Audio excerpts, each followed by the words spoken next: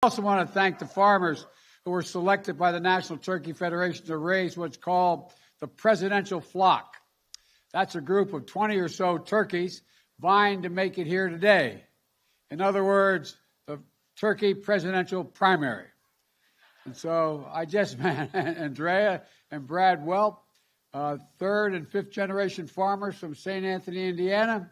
And they're here with their 5-year-old son, Benton, and their 2-year-old daughter, Brogan, who wonders, why do I have to be here, Mommy? Since July, they've been preparing the flock for this day. And I'm told the turkeys even listen to music to get used to the crowd noise. And they've interacted with children and visitors to get used to their visit to Washington. And eventually, peanut butter and jelly were selected based on their temperament, appearance, and I suspect vaccination status. No, is he? Yes, instead of getting basted, these two turkeys are getting boosted.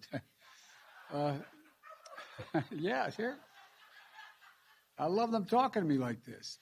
This week, they were welcomed on the red carpet at a fancy hotel here in Washington called the Willard Hotel next door. Secretary Buttigieg couldn't be here today, but I'm sorry for Pete and Chasten. Peanut butter and jelly are now the new Indiana power couple. And Andrea and Brad, thank you for pouring your love and pride into this work and this national tradition. And Benton and Brogan, I know you're going to miss your favorite turkeys, but the good news is you'll still be able to visit them. After receiving their presidential pardon, peanut butter and jelly will be headed to Purdue University, West Lafayette, Indiana, where they'll be visit something close to my heart, a train, the Boilermaker Special. That's where they're going to be. So, folks, turkey is infrastructure. Peanut butter and jelly are going to help build back the butterball as we move along. And so I'm going to walk over, I'm going to pardon this year's turkeys, a National Thanksgiving turkey. And the first one, the one's going to be pardoned is peanut butter, who should be able to uphold his duties. And also hereby, in case that changes, I'm going to also pardon his alternative, jelly. Folks, as I've said before, every American wants the same thing.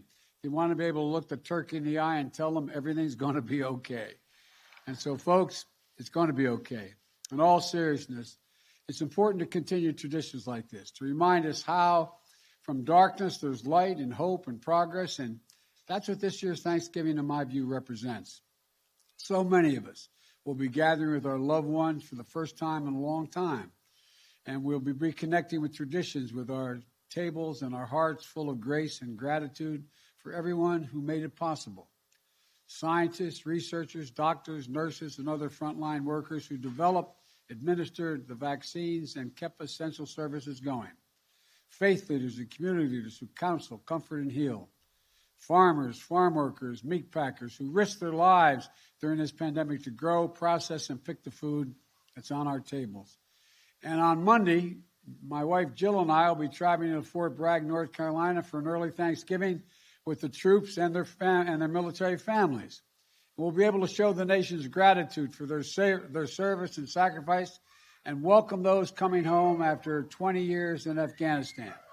But folks, as we give thanks for what we also keep in our hearts, those who we have lost so much.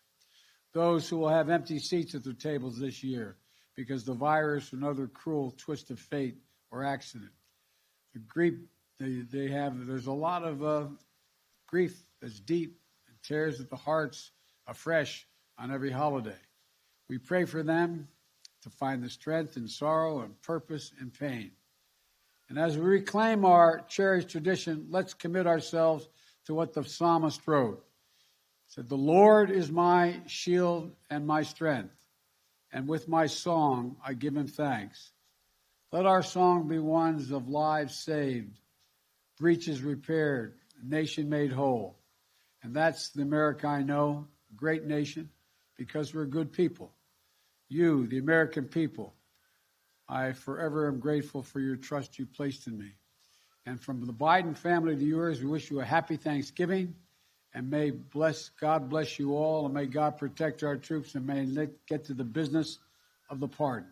Thank you.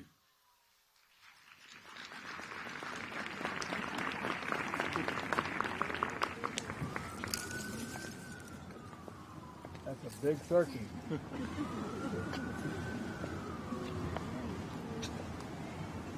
With the power vested in me as President of the United States, I pardon you. I pardon you this Thanksgiving. Go ahead, say something. There you go. Thanks for the pardon. But I also have to pardon Jelly, too. Jelly, you don't have to get up here. But I pardon you, kid. Yeah.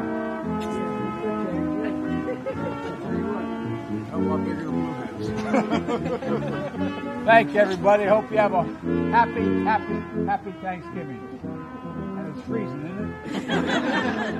All right. Thank you all. Get up. Thank you, Mr. President. Thank you very much. Thank you very much.